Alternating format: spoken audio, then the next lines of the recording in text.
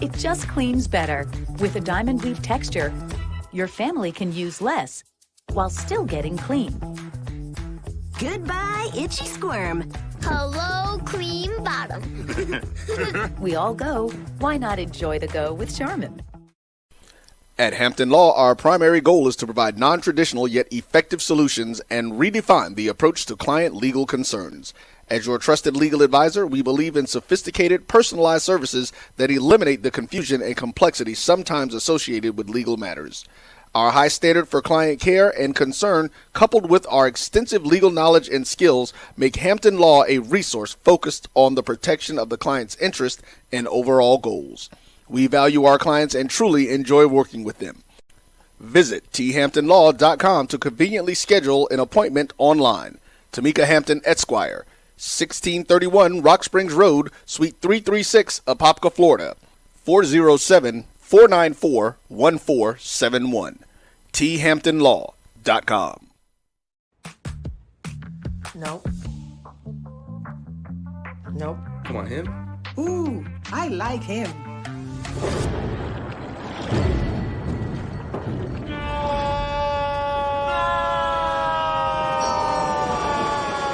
Quick, the quicker picker-upper. Bounty picks up messes quicker, and each sheet is 2 times more absorbent, so you can use less. He's an 8. He's a 9. Bounty, the quicker picker-upper. From novice to aficionado, find yourself here. High quality cigars plus personal customer service. Slow Burn is Waco's only mobile cigar lounge, featuring a meticulous, curated collection of premium cigars. Visit our website, www.slowburnwaco.com. That's www.slowburnwaco.com. Stride K-12 powered schools are ready to put over 20 years of being a leader in online education to work for you. Dive into curriculum designed for the online classroom. Team up with state-certified teachers trained in virtual instruction. Take control of your child's education journey. Discover the power of personalized learning with a leader experienced in preparing kids for a future they can be excited about. Take charge. Stride K-12. Enroll now.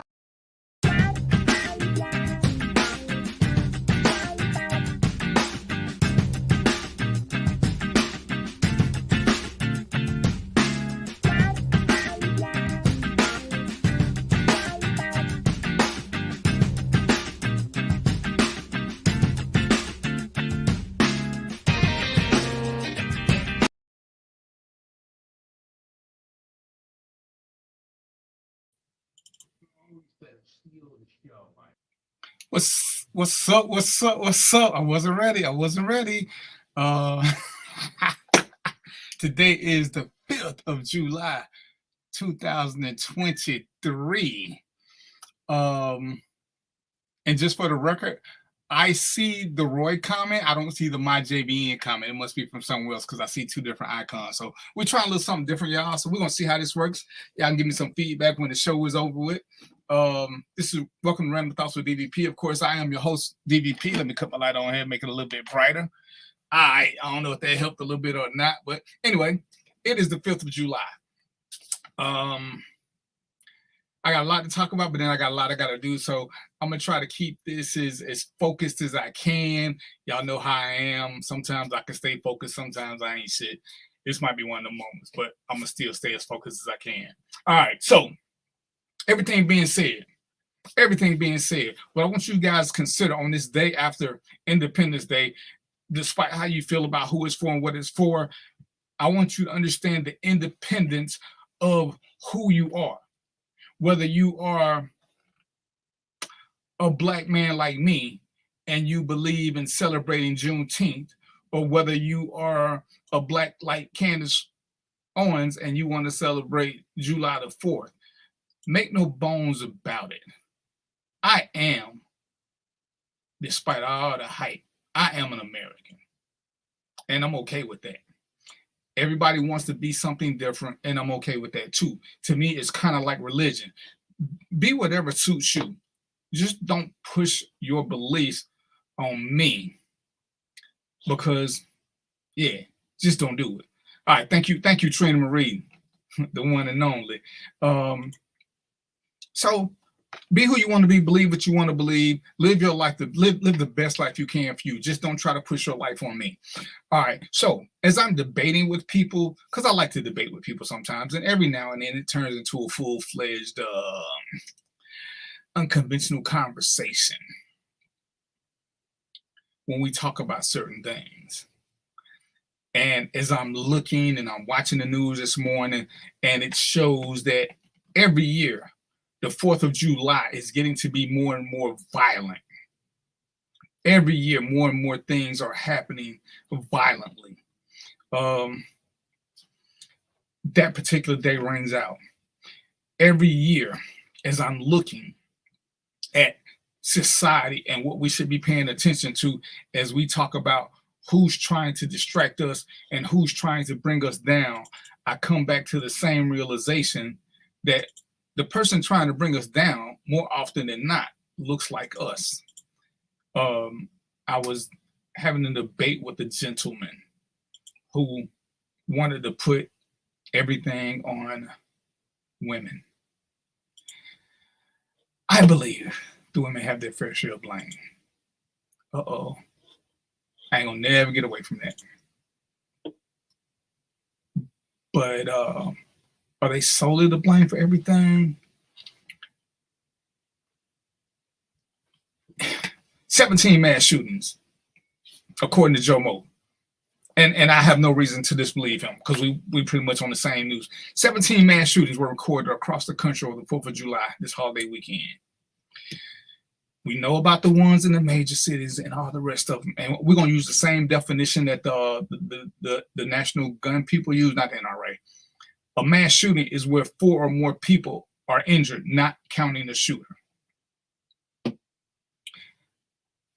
Now I'm going to say that, Joe's correct me if I'm wrong, that 99+% of these are done by men. 99%.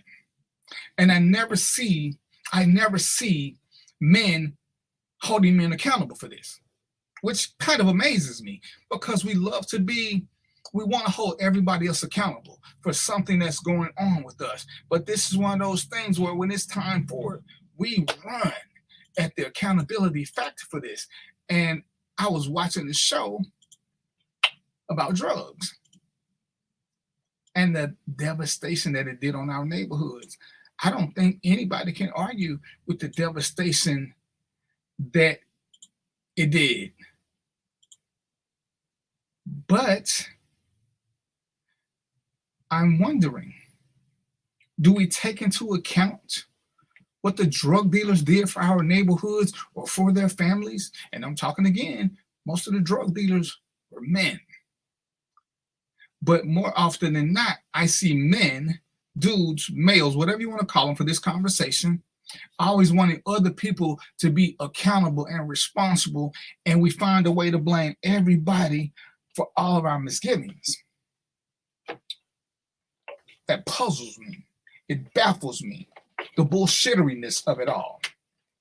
How do we blame everybody for everything we do while being oblivious to our own fuck-ups?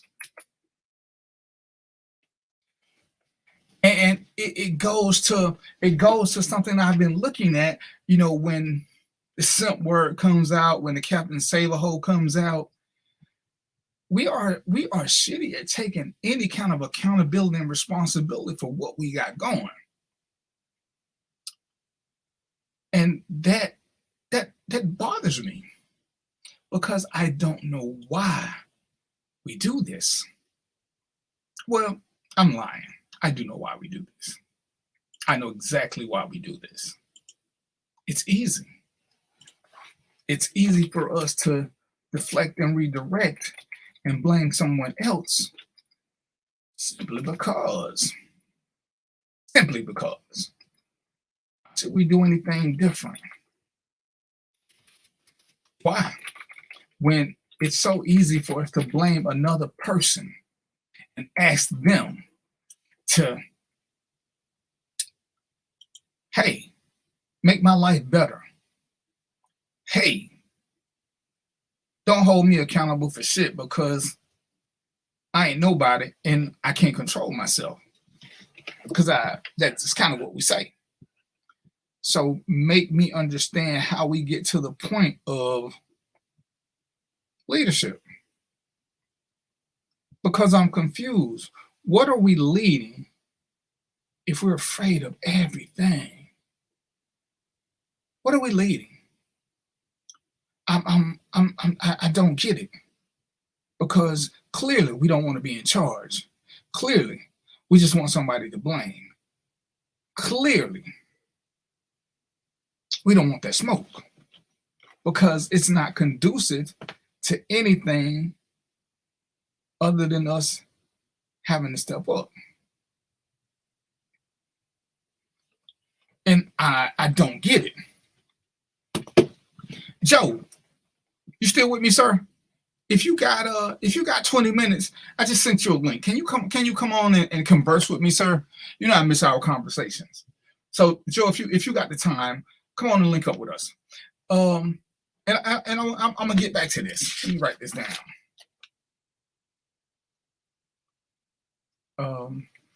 But as I'm watching everything that's going on, thank you, sir. As I'm watching and I'm watching and I'm watching, and I remember lots of shit. Gas prices are down $1.27 from what it was a year ago. It's down 4 to 5 cents from what it was last week. I don't see all the messages about, I don't see all the posts and comments about Biden now. Now, don't get it twisted.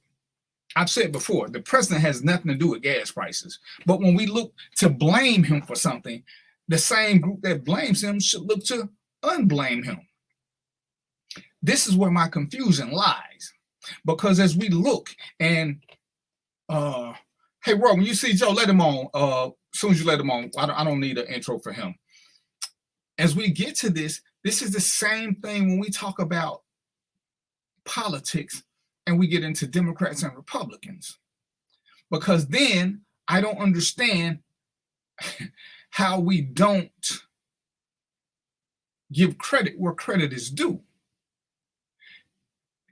I see so many of us saying what the Democrats ain't doing to get our vote, as if they don't understand politics and it requires agreement from the other side if they're trying to do it right.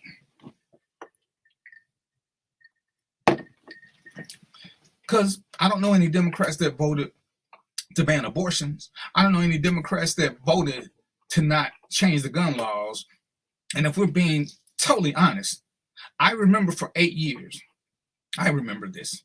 For 8 years, Republicans told us that Obama wanted to take our guns. I saw nothing about anybody trying to take guns. They were trying to limit access to getting newer guns. And this is what I want Joe for, because Joe's a little bit more versed in this than me.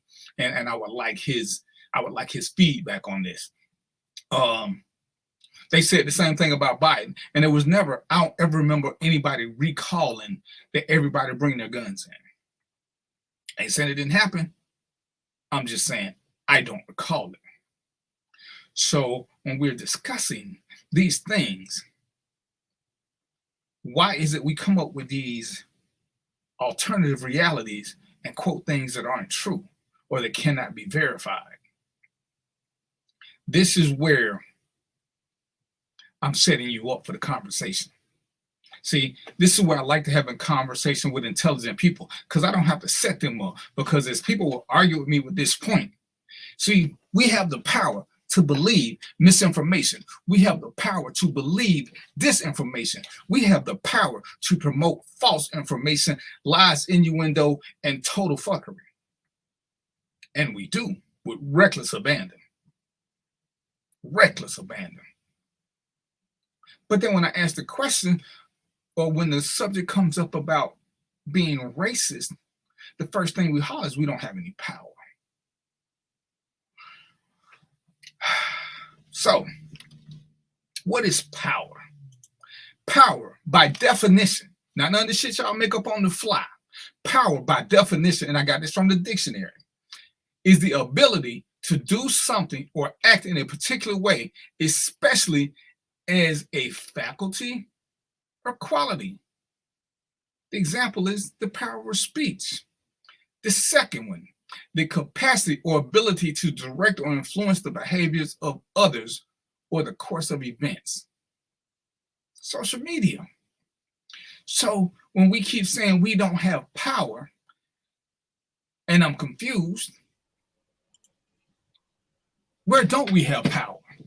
The power that we don't have is because we give it away when it's convenient for us to give it away. But as I see Joe here, now welcome to the show, Joe. As Joe is here now, Joe has had positions of power. Joe has the ability to come on this show or disregard this show. Joe has the power to do tons of things. Joe can accept the job or not accept the job, just as DVP can. So when we say we don't have power, what is it that we don't have the power to do? What is it that we wanted to do that we didn't have the power to do, where we also had the prerequisites to do it? Well, DVP don't own a TV show or TV station. Well, DVP don't have the money either. And did racism play a part into that? Maybe, maybe not. But DVP don't want to own a television network. It's never been one of his goals, so he's never strived for that. So what is it that I've been deprived of, that I've wanted, that somebody who didn't look as dark as me deprived me of? See, I have the power to do this show. I have the power.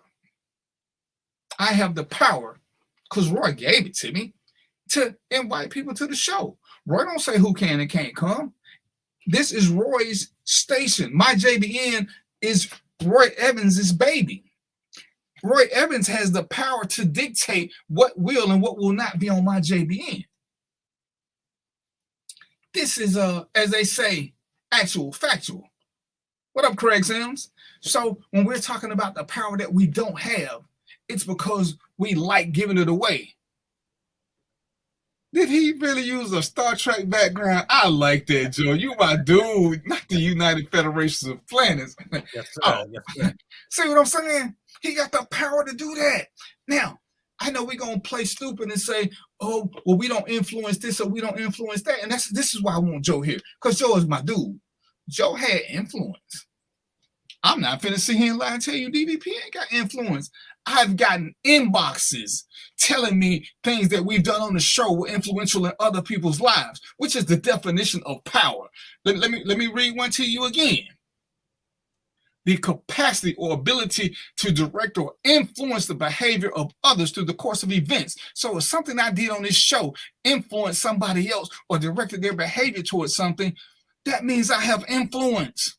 Why would I give that away for the sake of saying that I'm helpless, I'm hopeless, I'm destitute and I don't have anything?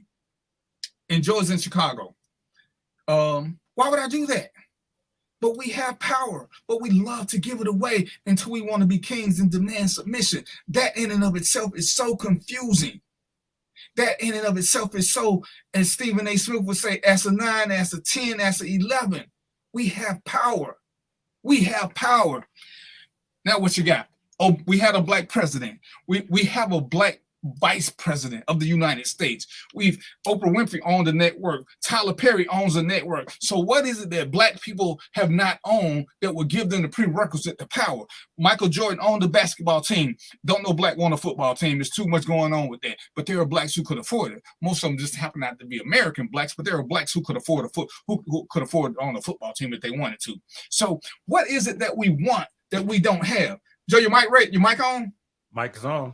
All right. So Joe, Sir. My man, my mentor. Why do we have an issue with claiming that we have power? I'm sorry, Joe. Do black people have power? A whole lot. So what's our issue with claiming our power? Why do we want to be victims? Help me out. Well, I love the line of questioning, but I'll tell you, as you know, I always refer back to history as one of the great teachers, and I believe that, first off, the whole idea of divide and conquer keeps us in the victimization stage, if you get what I mean. We want to complain about being victim Yet and still, we've got the tools to do what we have to do. And now we're giving the tools to other people to beat us up with again. If that makes sense. Absolutely. But why do we like doing that? Because it's easier. Again, part of the plan by the masters is actually it became known as PTSD. I call it post-traumatic slave disorder, not post-traumatic stress syndrome from Vietnam. But the fact that the masters put into our minds that it's easier to complain than to fight, and to debilitate us through complaining as opposed to the fight. And I'll give you a prime example of that. In our lifetime, and to your listeners, understand something. In our lifetime, we got the right to vote. Listen very carefully, people. In our lifetime, we just got the right to vote. But from 1619 to 1964, you didn't have that right. That right was reserved for landowning white males. It then became available to white women. It got down to us in the late 60s. So if we look at this through the lens of time, in the lens of history, we understand that if we keep telling these people, and that's an old psychological role, if I keep telling you you aren't worth anything, you're going to believe it. If I keep telling you you're useless, you're going to believe it. If I keep putting everything in your way to block your growth, you're not going to do it. So I will maintain that African Americans, Black Americans, those of color in this country who have come through the lineage of slaves are the most resilient, most forgiving people on the face of this earth. And I will also add this. Those who took these paths to keep us in this frame of mind did that for another ultimate reason. They're afraid that if we ever awaken, we'll do to them what they did to us. Do you think it's them that's afraid or us that's afraid? Both. Because as I look and I go through life history, and I'm not sure how much of it has been in your history, but when I look at all my achievements, when I look at every place I got stunted, every single place was by somebody who looked like me. Now, there's somebody who didn't look like me, put them up to it. I can't say that unless it's a super duper hella somebody put way a lot of energy into keeping me down. And I give you, when I'm 12 years old, Mr. Sweatman was the manager at the shoe store where my mom used to take me to buy shoes. Mr. Sweatman, a white man, told me, he said, "Young fellow, when you turn 16, I'm gonna give you your first job." I was like, okay, whatever. And being a shoe salesman, you get to wear a little suit and tie and all this. I went to apply for my job at McDonald's and just went to see Mr. Sweatman because he was just a cool dude. And Mr. Sweatman was like, "How old are you now, young fella?" And I was like, "I'm 16. And he was like, "Oh, shoot, you got to be 17 to handle money in Georgia." But he was like, "When you going to be 17? I was like, "In 2 weeks." He was like, "Fill out this application." He's like, "Where your mama?" I said, she coming down. He like, "You got a sport coat?" And I was like, "Nope." He gave my mama money to buy me a sport coat and told me to come to work. He said, "Come to work tomorrow. It's going to be 2 weeks before you get paid. You'll be 17. He gave me a job wearing a shirt and tie. A white man who didn't owe me. He wasn't trying to hit on my mama. All white dude.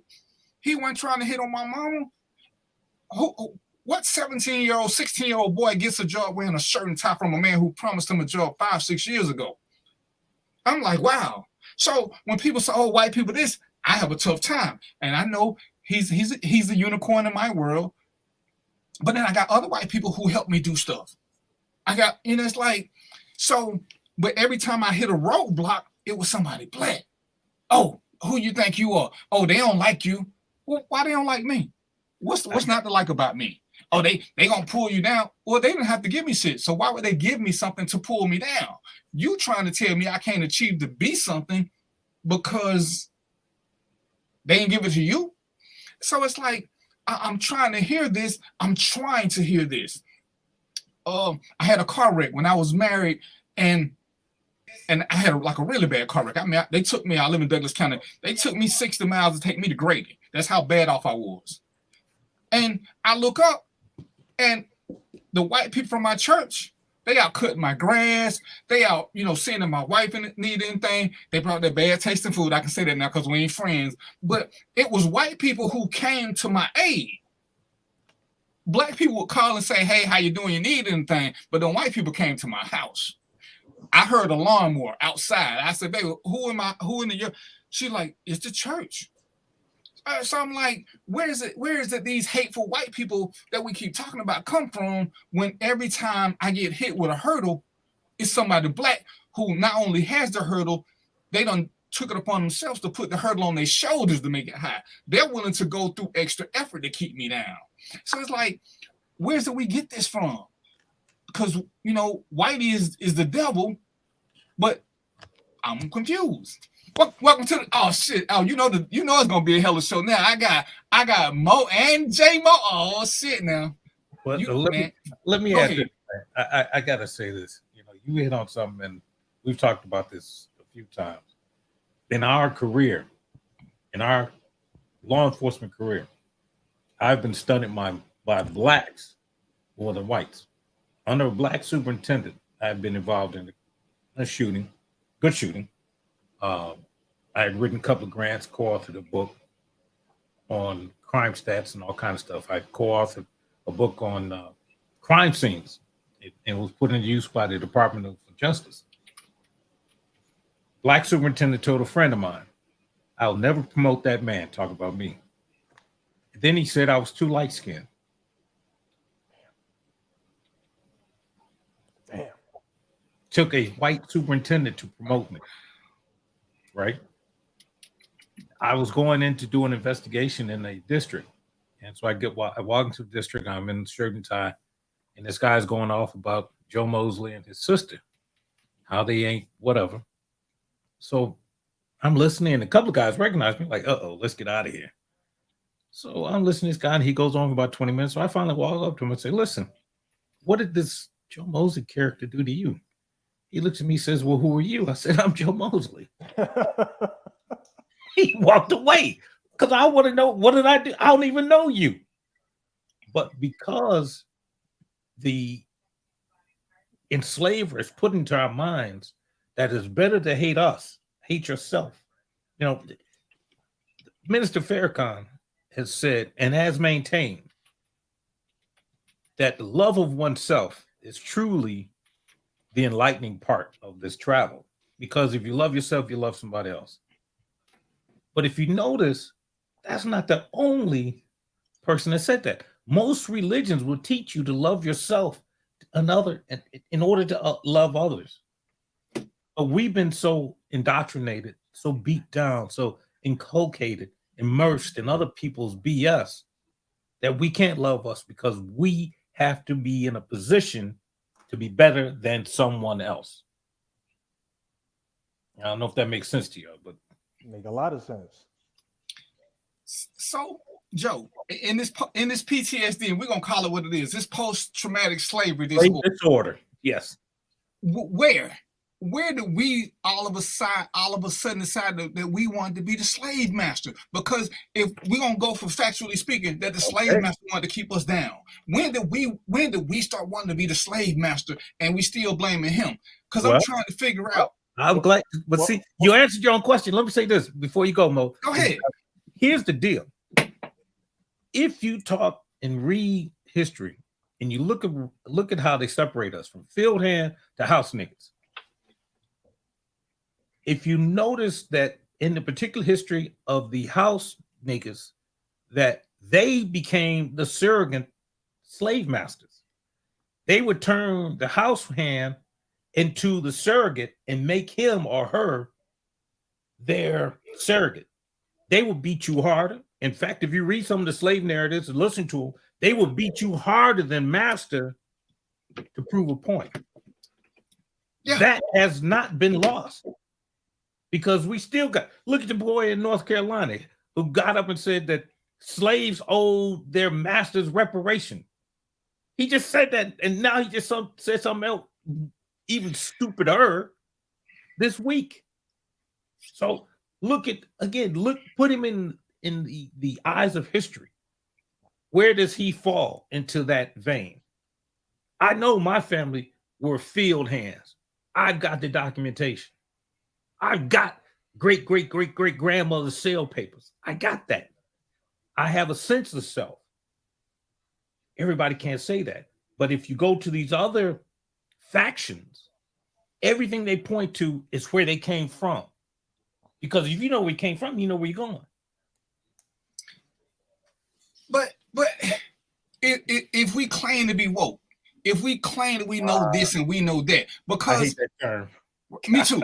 But it's one they love to use. If I know that Mo don't like me, why am I smiling in Mo's face? If I know J Mo don't want to deal with me, why am I? If I know these things, and it's like, so you're sitting here telling me that somebody who is doing something good for me is against me while you're doing shit to me, and I should support you. And you know, it's so enveloping. And I'm watching this, and me and Mo talked about it before. All of us are married. When we're doing good stuff for our wife, somehow or another, it's people who look like us that say we're simping. What? So me being good to my wife is simping. Me being good to my wife is me being Captain Save-A-Hole. I'm just, and it's always somebody who looks like one of us who's giving me this vitriol, and it's like, but we kings, we got to stand together. Well, you just told me you think my wife ain't shit. You just told me that you don't give a shit about nothing in my life, but you want me to stick with you. I listen to you when I give you a scenario. Tell me that you would help a man fighting, but you won't help a woman who's getting beat up because she probably deserved it.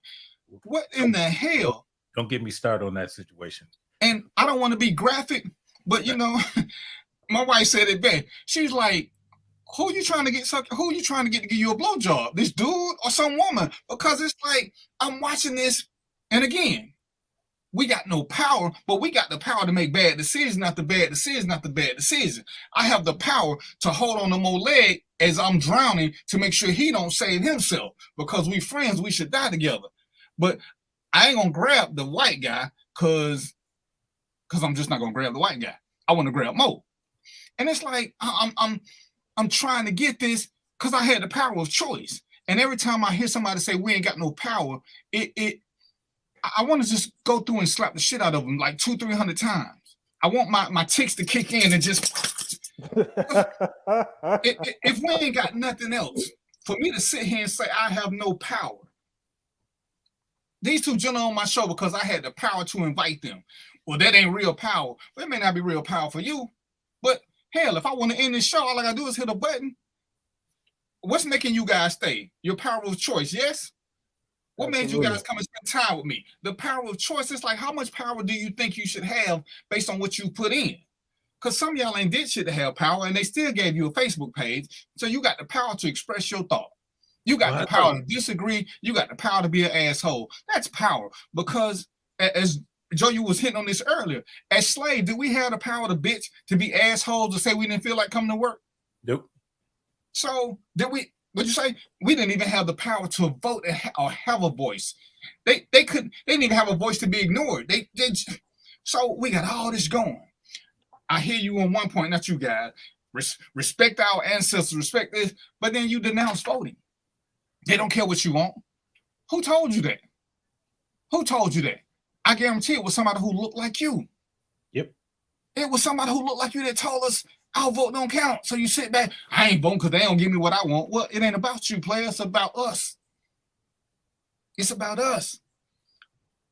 And you know, I'm confused because this is the day after independence. So where is our independence coming from? Because it seems like we're becoming more interdependent on dumb shit than independent and trying to build stuff together. Mo, my stock went up. See, Mo is my stock guy. Mo gave me a clue on some stock. I invested. See, that's sharing power. Mo had power. He influenced me to buy some stock. The first time I ever bought stock in my life, and I've been talking about it for 4 or 5 years, but I know my mentor, J Mo, would say, D, quit talking about it and do it. Don't keep saying you're gonna do something. You're selling game. Just do it. Win, lose, or draw. Jump in the game. So I jumped in so that you can't talk shit to me, mentor. And I gotta thank Mo, because Mo is influential, which means again, he has power. He influenced my decision. But too many of us are just, as my favorite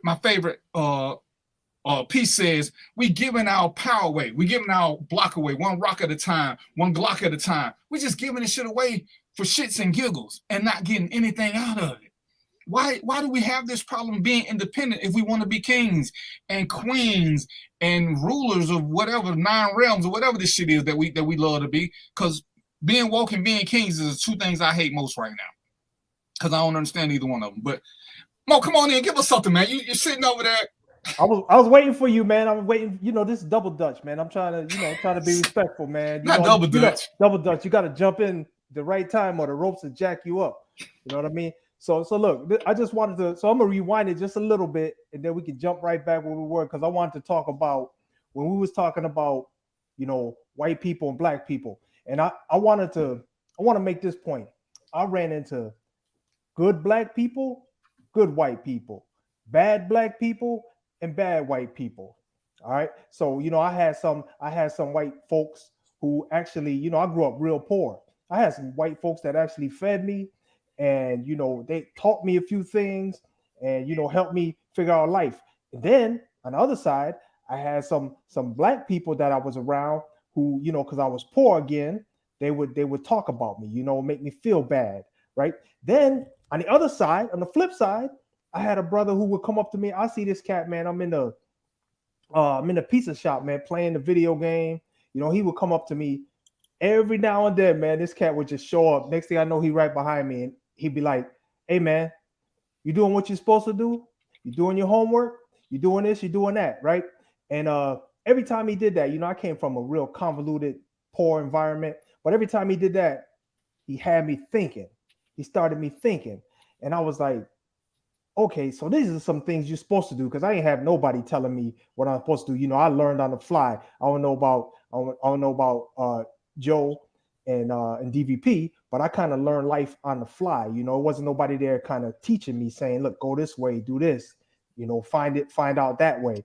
So I learned on the fly, and this cat was kind of like get me thinking like, okay, there's a process, man. You know, I mean, I'm just a young kid, but he helped me out a lot, because he said, you don't have to just, you know, you don't wait for the knowledge to come to you. You can get it. You can go figure it out. You know, start thinking.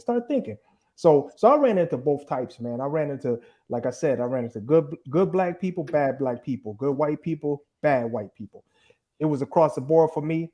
And, you know, so I take people as they come. You know, as soon as you start talking, as soon as you start giving me information, you know, I make my assessment, I make my judgment. As soon as I see how you move and how the things that you're doing, I make my assessment. So that's where I just wanted to rewind the tape back to that and say that. Okay. Well, let me say this to you. It's interesting because I had classes with some different nationalities. So I'm talking to this guy from Egypt, and I made the mistake, well, intentionally. I said, so you're African, right? This guy must have called me everything but a child. He said, hey, I got a story. Go ahead, man. I got a story. I could look, man. I can't make it up. You know, people ask, what police shows you work? I'm like, I don't watch police shows. I lived it. Well, I could tell you stories. So when this guy went off, I'm like, wait a minute, but isn't Egypt part of Africa? Don't put that slavery on us. We didn't know. That's because you're still involved in the slave trade, punk. But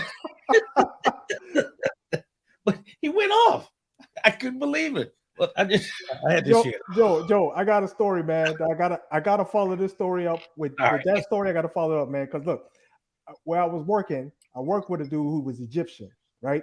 So he came over here. He's in the United States now, and you know, he worked with me. So he was telling me, he said, you know, man, when I filled out the application form, I didn't know which box to check. I said, what do you mean? He said, there's no Egyptian on the form. I said, man, Chet black? He said, no, man, they told me all my life that I was white. I said, you ain't white, Chet black. And, you know, he took that information, went back to his mosque, talked to the higher ups, man, and figured out that I was right. And he finally understood that that's where he's supposed to be. So much, in fact, that he is now the head of the African American club that's at our job, at the job that I used to work at. So, you know, similar thing that you went through, man. It's crazy. I can't say that the rest of the guys I know that are Egyptian will admit to that, because most of them live in those kind of communities, and they are accepted. At another true story, I had a student of mine, Puerto Rican, and she had just come back from vacation, and she was in class and she was making some disparaging remarks about how she was called negro on the beach in Florida.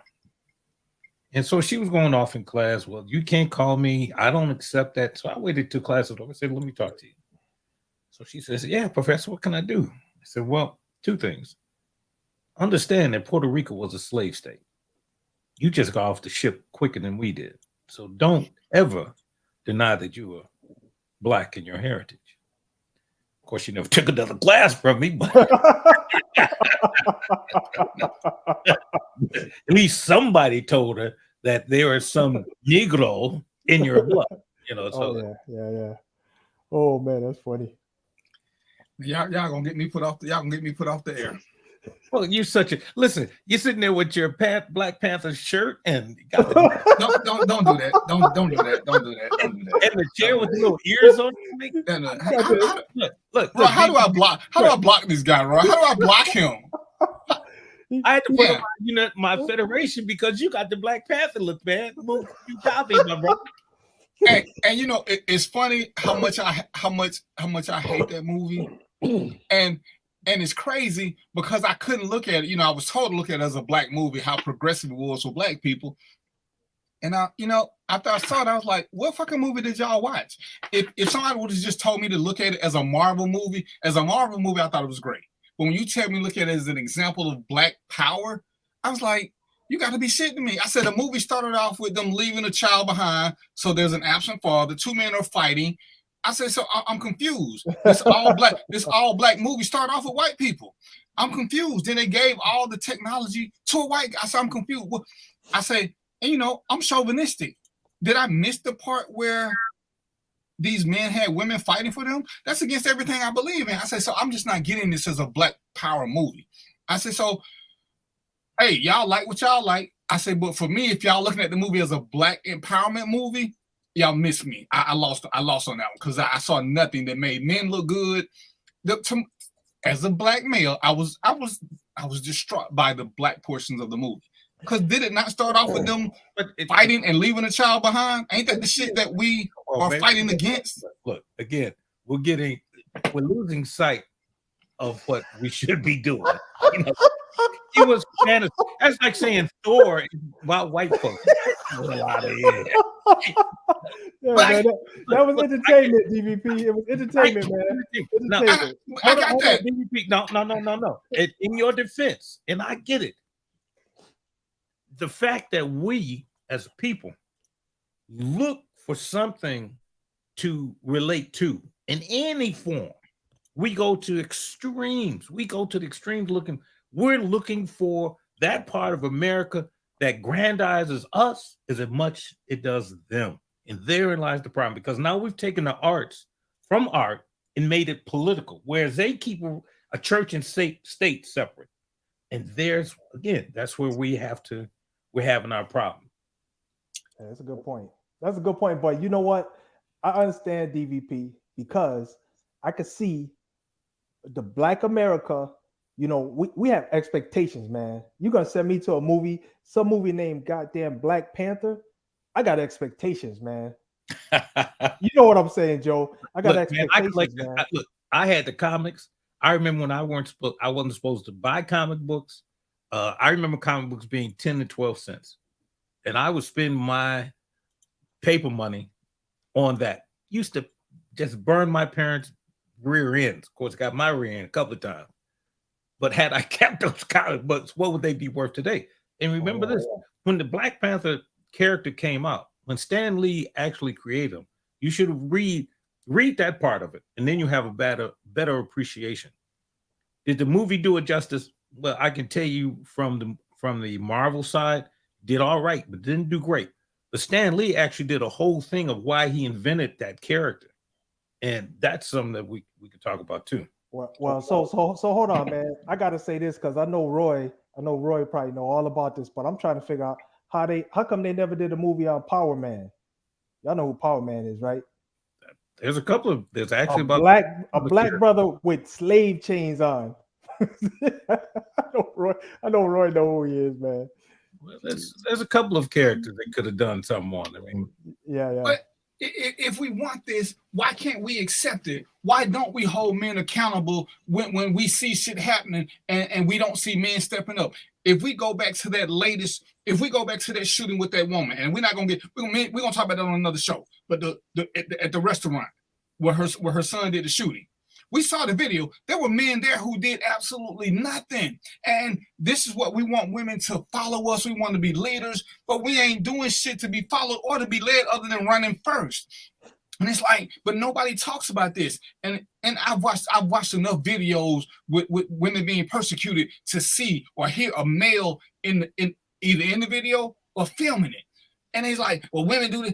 But when are we gonna start holding men accountable? If we want to do this, I believe in my heart of hearts. I don't know this to be factual. Ladies and gentlemen, these two gentlemen on my show, I have never met face to face. That's because when Joe came to Atlanta, he stood me up. He didn't want to buy me a ginger ale, but that's a whole other story. Liar.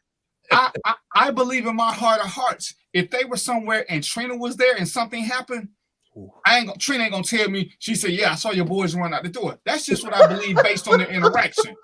I don't believe that either one of them either has the heart or stupidity to send me a video of Trina getting her ass whooped. They be like, "Yo, D, your girl getting her ass whooped." And I don't believe that. I just don't believe that. But we see this happen way too often. We see this, and what do we see the dudes doing? It's always the woman's fault. But it's never us that we got to step up. And Joe, if we want to be slave masters, start beating the shit out of people, why we ain't beating the shit out of the women, the people that's abusing what got us here? Let me say this, and you said we're going to do it on another show, but I got to address that real quick. That video showed the three main things wrong with our community. Let me go step by step. The first one is black men hitting black women. The second one is you got a black kid stepping into the shoes of what a black man should do. Then you had the third thing, black men running when they're attacking your family or attacking your community. The three main things that's wrong with our community got exacerbated, stood out in that piece of film. And I actually heard that same debate that you just had. I had a guy call me and said, "Man, she should have just shut up. If you don't get the hell out of here telling me she should have been quiet." I got sisters, I got aunts, I got daughters. I have a mother, or I had one. I'll be damned if I'm going to stand around and let some guy punch her, not once, not twice, but thrice. And here's the bad part. I think what really pissed him off was that she took it. He should have felt like a punk because you saw that too. All three punches like a dude. And here's the other thing. Let me just add this fourth caveat. The media lied. She did not text that kid and tell him to come in. Just so you know. Well, I'm waiting for the whole video, but like I said, we'll talk about that one later. But it just bothered me because at first I didn't see not one man, and I will. Until we don't get deep into it, I think she could have de-escalated herself, and it's funny, we had just done an event. I had just done an event where Trina was on stage as one of the speakers. And right next to me, there was a group of women who were getting extremely loud and agitated. Extremely loud, to the point that they shut down the event because they were getting loud and boisterous and standing up. The woman who was part of what I was doing, I didn't know her name, but when I grabbed her by the hand and I pulled her toward me, she immediately submitted and let me pull her away from it. Now, there were 4 other guys that nobody stepped in between, nobody said anything. And I'm like, if we smart, you ain't gonna step between 2 women fighting because they not like dude. They'll still swing. But I just pulled her away from the whole thing. And I look, I was telling Trina, because I was like, I'm glad I got a secure wife. Because I was married to a woman that if she saw me grab another woman's hands, it would have been holy hell when we got home. But Trina was like, yeah, she's like, I figured you was gonna do something. One don't need me to come in there, But the other dudes, none of them, and they knew this girl, but none of them did anything. They stayed seated. And I was like, wow, this is really what we've come to, where we want to see. We still in that 6th grade mindset where we want to see some shit. We're gonna see how they get down. And it's like, I don't get this. I just don't get it. I don't have to know the woman to step in between who. And I think me and you, Joe, I'm not sure what Mo is, but based on our training, we would pick the least aggressive person and try to move them away as opposed to the most aggressive person. That's just smart maneuvering. So grabbing her and having her sit at the table with me and buying her a drink to me meant nothing. The situation got solved. Nobody got hit. I didn't get dirty. Nobody got cut. No cops, no nothing. But what the other guys at? And bear in mind now, I'm the smallest guy there. Probably the oldest guy there. Most dangerous guy there. None. What'd you say? What I gotta do to mute this dude, Roy? He just ain't. Well, hold that thought, because we got to take a break before I get in trouble. So, Roy, can you get us into a break, and then we gonna? Can y'all hear me? Yeah, we can hear you. Yeah, we can hear you. Oh, okay. So, yeah, let's do the break. All right, take us to a break, boss. If you think all pads are exactly the same, think again. This is Always Ultra Thins reinvented with the Always Triple Protection System. This pad wicks gushes 90% faster, absorbs even more so you can feel dry, and locks odors in. Rethink your pad for up to 100% leak-free and odor-free comfort with the totally reinvented Always Ultra Thins. This is always like never before. The Cuvée Group is a Florida-based marketing and training consulting firm. We help businesses communicate to their target audience and engage them in conversation. We also help to expand their audiences, which will ultimately result in growth for those organizations. In addition to being a certified constant contact specialist, my colleagues and I are also certified in John Maxwell Leadership Principles. We use these proven principles to conduct workshops, training, and private coaching sessions for individuals and companies looking to take things to the next level. Contact us to schedule a free consultation. Issues today, don't delay, call Cuvée.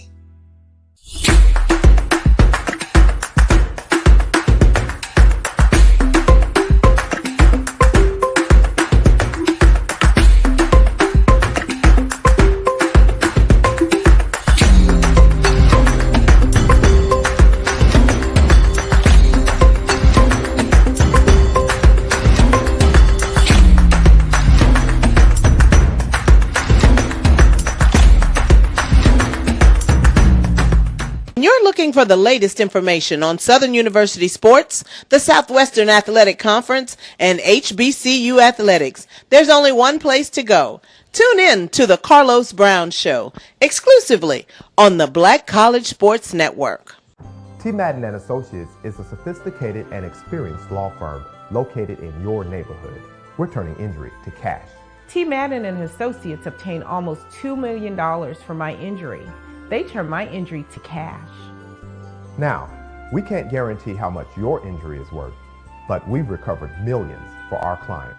Call T. Madden & Associates at 833-PAID-123. That's 833-PAID-123.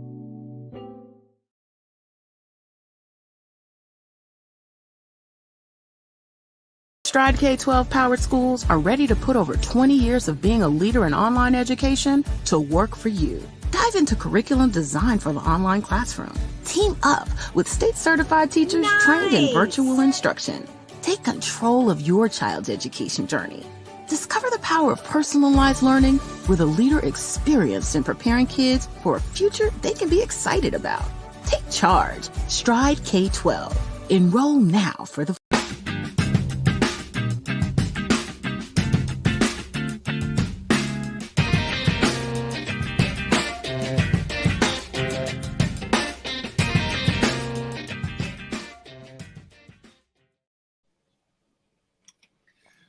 You know, it's sad the amount of abuse I have to take on my arms, though. It is sad how much abuse. There should be laws against this.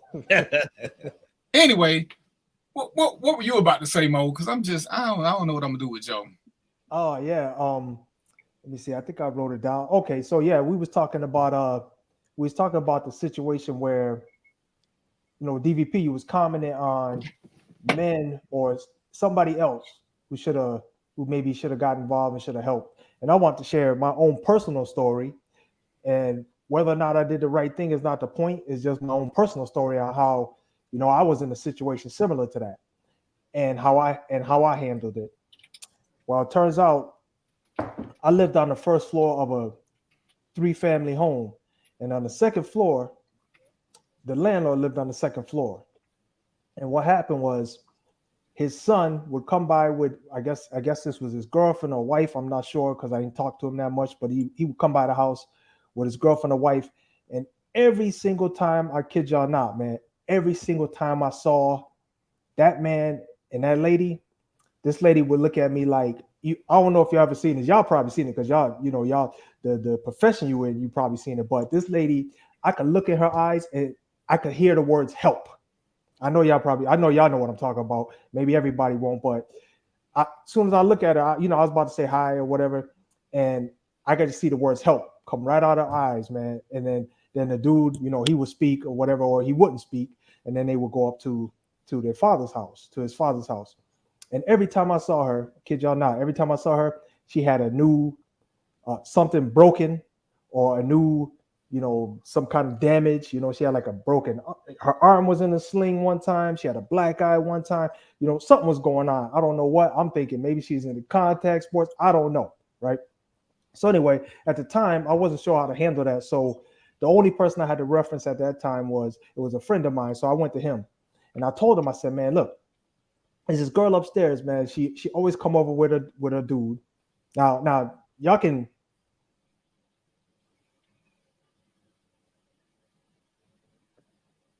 comment on this if you want. So yeah, hey Roy, we can hear you. No, you stop. That's why all of a sudden I hear you. I heard you say hello. Oh, I stopped? Yeah, he froze up. Oh, so okay. So can y'all hear me now? Yeah. Okay, so I don't know where I went out, so I rewinded just a little bit.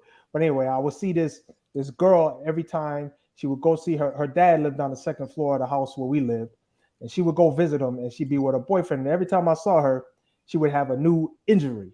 It'd be her. One time her arm was in a sling. One time she had a black eye. So I'm thinking, I don't know what's going on. Maybe she's in the contact sports. I don't know, but when I would see her, she would look at me like, a cry for help. It would be a cry for help. I'm sure I never seen this before, so I know that's what that was. And so I took it to an older dude because at the time I was probably about 16. So I took it to an older buddy of mine. And I told him what was going on, and I said, "Man, I think he's hurting that girl." And I said, she looks at me like she wants help, man. I'm wondering, should I do something? Should I speak on it or whatever? And he told me, this is what he told me. Like I said, right or wrong, y'all can comment on it, but this is what he told me. He said, man, don't get involved. And I said, why not? Why not get involved? He said, because if you get involved, she's going to turn on you. Even though she's looking for your help, she's going to turn on you because that's her man. And, I thought about that advice for a while, and I guess I decided to heed it. I didn't know, like I said, I was a young kid. I didn't really know what to do, but I decided to heed it. But, I went through that same situation, and it was just like, I felt like I should have done something and I didn't. So I understand when some of those guys that was in that shop, maybe they was feeling that way. Don't know. Just wanted to share that. And this is my cabinet, and this is what I tell every guys. No matter where you are on that, if you choose not to personally intervene, at least call 911. That is the very least you can do. Because, yeah, I'm not going to tell you if you think that you're going to put yourself in physical harm. I'm not going to say, and Joe understand, I'm not going to tell you to be as stupid as me and Joe. But it's something that we signed up for. But, right. Yeah, call 911. Yeah, I would say legitimately, I have put myself in stupid situations. One, because I knew I was armed a lot of times. And two, just because it was just my calling. I didn't pick being a police for the money, for the benefits. Remember, I was a soldier before this, so public service is just who I am. And helping people is just second nature to me. I've done lots of foolish things. But what I tell everybody else is that no. But I'm quick. Call 911. If you don't do anything else, stay in the back and say, "Hey, what you doing, young fella?" But you ain't got to intercede. I ain't gonna tell nobody that, because that is a personal call. You have to make a wise decision. But don't just run out. Don't just pick up your phone and start filming. Call 911 and then film. And that's all I say to people, because everybody is not going to put themselves in a position to do something. My biggest issue is, if you're not going to help her, then don't tell me you're going to help me fight. What's the difference? I should be able to handle myself. A woman should not typically be able to handle herself against a man. But you'll help me fight Joe, but you won't help Trina fight Joe. To me, that speaks more of cowardice than anything else. That's just my personal opinion. Go ahead, Joe. No, I totally agree with you. And again, true story. I'm responding to a call, domestic in progress. We get there, and I think I told the story before. In our profession, you can learn by the body styles who's where. So we pull up, and this guy's got what's called the V. He freshly out of prison. He's got a perfect symmetrical V cut on his body. So we know we got one half there. And he's hitting this girl. This guy's about 6'6", and she got to be 5'5". I mean, he's laying the pipe to her. Pop, pop, pop. So we pull up, and I got an S on my chest. "Stop, sir. You cannot do that." I take out my nightclub, and we're whacking this guy up, and he's like, oh. We get him cuffed up. And as soon as I get him cuffed up, I start seeing birds, and I start hearing Tweety Bird. I'm like, what the? This fool slapped me so hard, she left fingerprints on my face. Oh, man. Wait, you said she? The lady. Yeah. The victim. Yeah. Hit me so hard, I saw Tweety Bird. Slapped it, pardon my language, slapped the shit out of him. Yeah. Wait, and here's the best part. So the guy got him in cuffs. He's like, "Man, I told y'all." Now, this was some years ago when I could do this. I said, "Okay." I took the cuffs off and I left. You go. But I went back. Look, man, I was so embarrassed because there's other cars pulling up, and here I am. I got this. I look like alien. She hit me so hard, and she couldn't have been about that. She would have saw as DVP. Oh God! I go back to the station. I got this imprint. People thinking an alien has attacked me, and I'm sitting there on the stoop like, what? But again, as you said, and as DVP elaborated, that was my job. I can't tell you as a civilian to get involved, but what I can suggest, again, as the great DVP said, the one thing you can do, light that phone up. Light the phone up. See, there's other ways to get the bad guy. Everybody doesn't have to do direct intervention.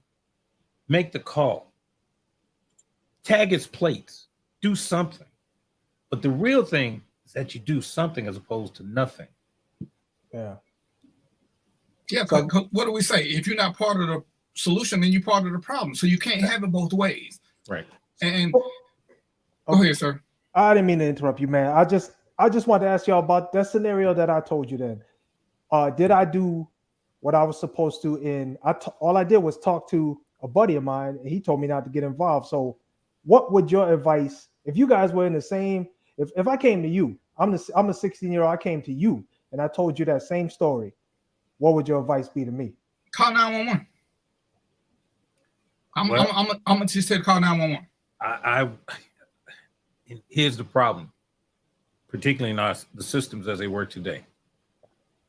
I don't know that I could give you good advice on that, because the way the police operate in today's circumstances, what did you see? What can you articulate? Nothing. Where crime? Nothing. And in that vein, there's nothing. There's nobody you can report it to. Yeah. So in that vein, you did the right thing as a 16-year-old, right? Even as a 30-year-old. I mean, because again, you have to have articulatable facts that you've observed some type of activity, whether it be criminal, civil, whatever else, in order for an investigation to start. So in that vein, I would have to tell you, Just talk to somebody and keep going, because there's nothing really you can do. There's no agency. There's no agency you can call and say, listen, I think that someone's being abused. Now, let me flip that. As a mandated reporter, which all law enforcement are, there are some things we can cause to happen. But that's, again, because we're a mandated reporter. You're not, as a civilian. Because there's really nobody you can tell. I can go to DCFS and say, oh, I believe, and kick something off for a child protective service, I believe. But as a civilian, there's domestic violence. All you can do is go put in an information report and say something and keep it moving. But there's really nobody to really take that forward. So maybe so that's what you work on. So follow-up question, Joe. Is that across the board? So let's suppose I saw somebody getting molested. Totally different. Totally different. Now you've got something that's actionable. But your belief, as you said, you started off by saying you saw it in her eyes. Oh, I see.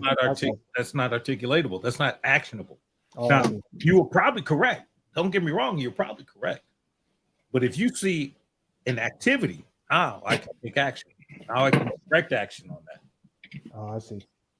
So if I would have saw him strike her, that's different than me just speculating. Exactly. Or even you say you think you saw her mouth the words help. I mean, I would say that's actionable at that point. Say, hey, this lady was saying this, and give a description and be done with it. Because you ain't saying, all you saying is what you saw her do. What she needed, you don't know, you want to intervene. And that's why I say call 911, because that, to me, that's your actionable item. For me and Joe, our actionable item is to go up and say, hey, everything okay? Right. And I'm sure we're gonna still get on the phone and get a unit to come hither, because they're not just gonna walk off peacefully. Right. Yeah, I don't see that. I don't believe that that's what's gonna happen. 90% of users continue to abuse. Actually, 95, somewhere in there. So, but like Joe said, as many fights as I've been in, the hardest I ever got hit was by a woman who was letting her little 120-pound boyfriend beat her up. When she hit me, I wasn't like Joe. We were at a concert, and I heard a train coming. I heard a train coming. I heard, and then I lost my vision for a second. So I thought it was something else. But when I heard the train coming again, I said, whatever that was hit me the first time will not hit me again. Yeah. But it was her. She hurt me.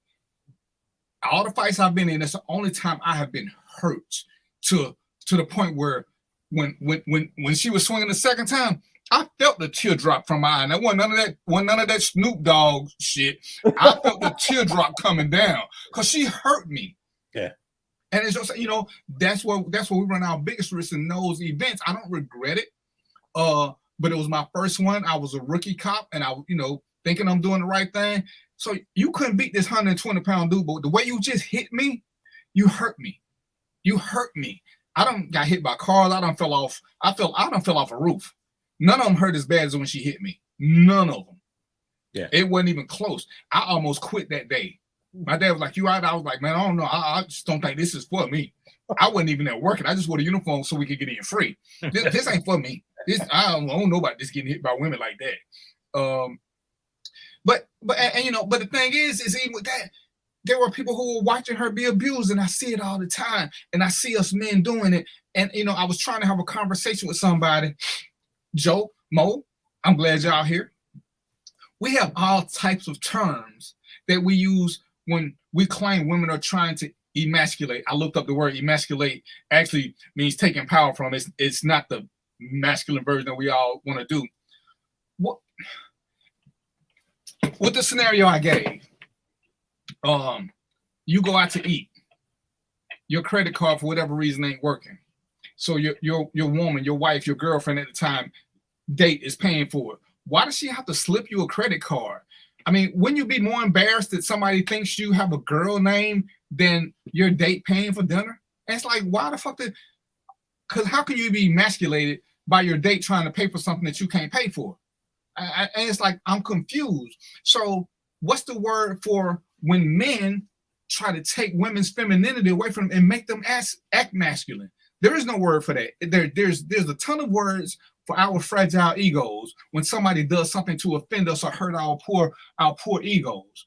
But there's nothing for women. And I look, and there was a lady who was trying to point me in the right direction, but she couldn't give me nothing. And it's like, what's the word? Because this should be emasculinate, right? If there's effeminate, shouldn't the word for women be emasculinate or some shit like that? Don't start, man. I'm just saying, help me out, both of y'all brothers are scholars. That's like saying, oh yeah, I had to conversate, man. I used to kick students out of my class for saying that.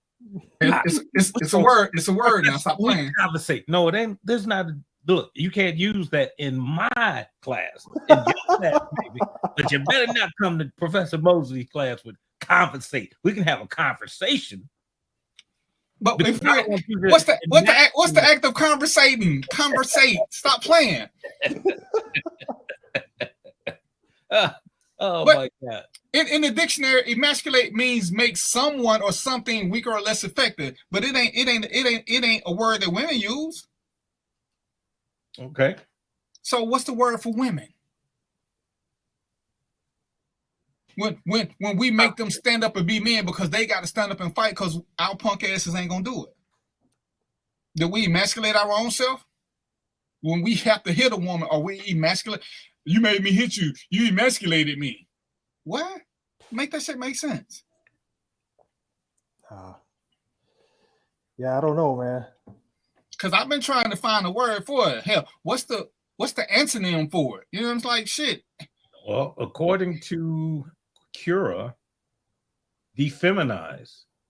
Yeah, that's what I was thinking too, but I didn't know how to say it. Yeah.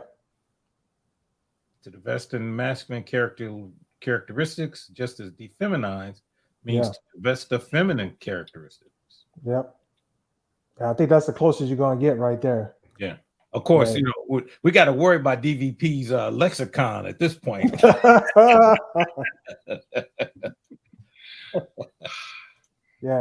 Defeminize. Yeah, that's a good one, man. And you know, man, I don't want to go on a tear, but a lot of I'll just say, and I'm just speaking on Black African American women. A lot of our women have been subjected to that. Yes. Right? By no fault of their own, just society in general, you know, trying to get out here and fend for self, take care of self, you know, all of that has found its way into helping to defeminize our women.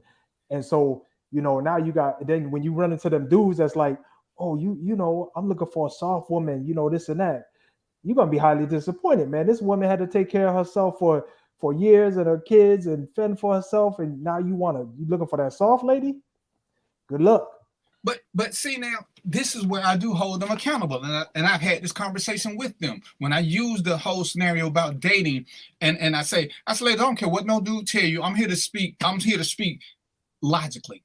If your man has a problem letting you pay the bill when he cannot, if that emasculates him, you are entering a bad relationship because he doesn't appreciate you. Because I'm sure that each one of us, because having a credit card decline really ain't no big a deal. Sometimes if a magnet run across your card, it will mess up your whole credit card thing. But if your woman want to pay, why do I need to slip it? Why do I need to slip it to the hostess, and she gonna be looking at me like, okay, thank you, Katrina. No. Trina, you can just give it to her. Why is my machismo so much that I can't let my woman pay for something? To me, that's a red flag. That's a red flag. Why you got to sneak your card to me? Oh, I ain't gonna embarrass him. How is that embarrassing me? It's embarrassing for somebody to think my name is Katrina to me. And you know, and I'm like, well, and I hear the women coming up with excuses, and this is where I blame them. We, the male, well, actually not even me. We have taught them to defend us at all costs and not worry about their own egos because we're more fragile, and that's an issue when you have a male who is so protective of his own ego that he doesn't give a shit about you. That's a long-term issue that you got to look into. Because what's the problem with letting you pay? What's the problem? Because he can give your money back. But why would he prefer to be a Katrina as opposed to just letting you pay and sign? So I'll make an attempt to try to answer, I think it's tied into testosterone. When you're young and you don't understand, the full scope of relationships, there's a personality and image that you want to maintain, and that means you always got to be the man. I mean, this is how I was brought up. You always got to be the man. So I can't have some lady paying for me. You know what I mean? But now when you get more experience and you get older, you can rationalize it like you're saying, DVP. But a young brother, he ain't going for it. I could add to that. Let me go ahead, Joe. Let me just say this. Do I need to get my bullshit meter before you start, Joe? Probably.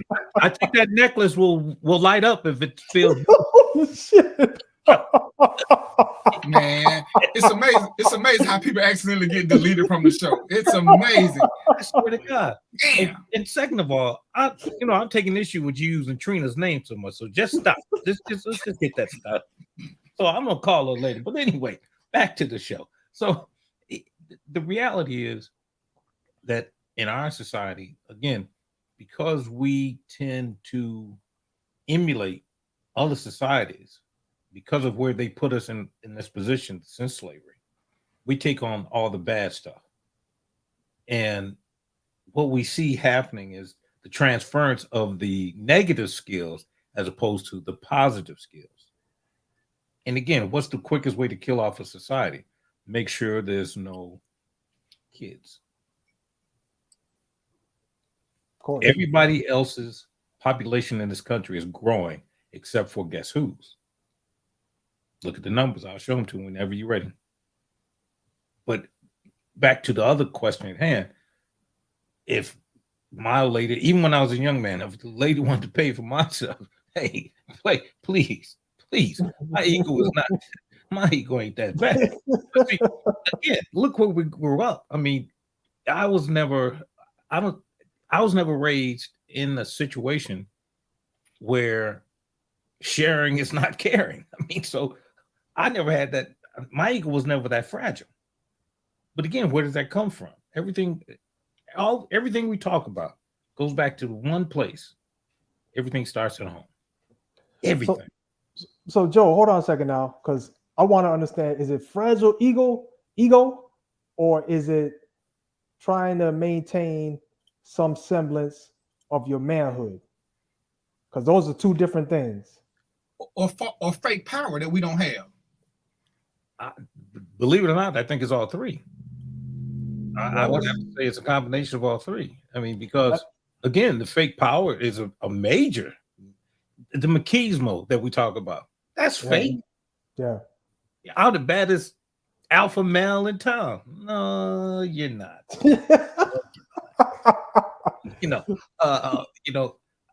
I can leap tall buildings at a single bound. Look, like I said, when I first came on this job, I had an S on my chest. I'm leaping tall buildings at a single bound. I'm chasing down every gazelle in the woods. Right now, I couldn't even kick a tree. It ain't moving. But again, I took the S off. I slowed down, and I was not the first car that answered up for a man with a gun call anymore. So all those things come into play. Every last one of them. Yeah. Go ahead. No, I was just gonna say, man, that's so I think a lot of this, like what we're doing right now is, we're on this show and we're talking about these scenarios. It's critical that the younger generation hear this information, because this is kind of a teaching platform for stuff that they will go through and won't know how to handle it. You sitting there, you're like, okay, what do I do? I'm not sure what to do. I grew up where I had to just figure that out. And it wasn't, I didn't always get the best result. You know what I mean? But I didn't let it happen repeatedly. That's the best I could do. But, with this information, man, this is like value. This is gold, man. This information we got here is gold. I don't know if people know that, though, because now when the thing that DVP said about letting your pride go and being able to accept, I wasn't able to accept nothing. I just talk about me personally. You couldn't give me nothing, man. I'll be without and starve die, whatever, before I accept anything from anybody. And that's just the environment I grew up in. I know a lot of black men can relate to that, but that was just me. But now that we sitting here and we talking about it, if I was listening to the show back as my younger self, I'd be like, okay, that's all right to do. That don't take nothing from me. All right, thank y'all. Appreciate that. This is why this stuff is important, man. And see, that's why I like mentoring to 8th graders, because I'm getting them before they hit high school, and it works way more when you can give them real scenarios and put them into versus fake scenarios that you see. Oh, what would you do if you saw a building burning? Would you run in and help somebody? That's just not realistic. I ain't gonna tell nobody to run into a burning building. Again, you got to be kind of stupid, which is what polyester does to you. But you got to be able to give these kids real scenarios so that they can start making wiser decisions. My last group, the last thing we had before school, everybody wanted to have a meeting to explain that one of the kids I was telling this to was avoided a fight with somebody. Because we talked about, you let this kid pick a fight with you, he ain't shit, but when you get kicked out of school, you the one that gonna graduate. He already gonna graduate. What's your point in fighting him back when he's just doing a little stuff? He's talking to you. He'll bump you a couple of times. You can walk around it. And the teacher's like, yeah, so-and-so pushed him, and he just turned around and walked away. He went and sat in the classroom, didn't say nothing. We ain't never seen him do that before. And he's like, I told you I wasn't gonna fight no more, Mr. Bell. And I was like, you know what? I'm proud of you. I just gave the boy $20. Just because he understood what he had to lose. And it's like that's what we got to get out. It's nice if I could convince 30 and 40-year-old men to be men. I'm kind of done with them. But I feel it's our job to get it right for the next generation. I feel it's our job because they're the ones who are still incorrigible. They're the ones who are still not fully vested into having bad ideas yet and dumbass thought processes. They're beginning dumbass thought processes, and they're perpetuated by their dumbass neighborhoods and the no snitching and the bros before hoes and all this other dumb shit. And it seems like these young men perpetuate these dumbass myths. So at some point, we got to stop them and let them know, hey, this ain't the way to go. And the easiest way to do is what Joe said. Hey, if it was your mom or your sister, would you want this to happen to them? And that seems to hit them a little bit harder when you break it home to them. Because if they see her just a random girl, she ain't shit. But if your mom was in this situation, what would you want somebody to do? Oh, I want somebody to help mom. But you ain't going to help nobody else's mom. And they just look at you, and you can see the light bulb getting twisted in. It's like, damn, I guess I should do something. Yeah, you should do something. If you and all your friends are there and y'all tight, y'all can stop this one boy from jumping on this girl, because all four of y'all got to do is stand there. He ain't going to fight all four of y'all. I guarantee he ain't going to want to fight all four of y'all. So if y'all just stand there and block him and say, hey, what's going on, man? Leave Shawty alone. He going to do it.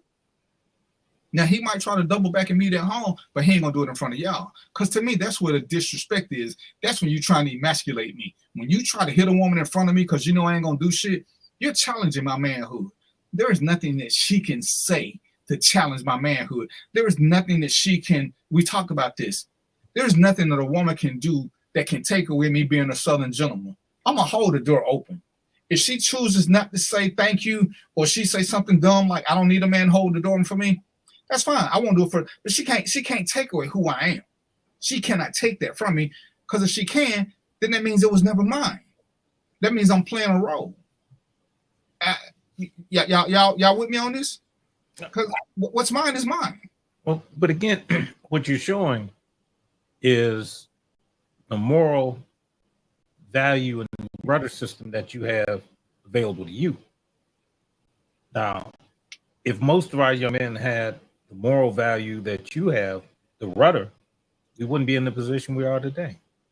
That's akin to saying common sense. Well, if common sense is so common, there'd be no need for what we do.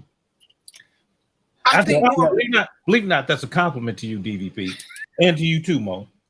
But I believe they do. I believe that we've got caught up into this no snitching shit, that we want to be cool to our brethren more than we want to be cool to the women, that we fall into this trap because there's a lot of shitty dudes who don't want the bar raised. But again, when we talk about, understanding as we do this whole idea of no snitch, first of all, civilians don't really understand that.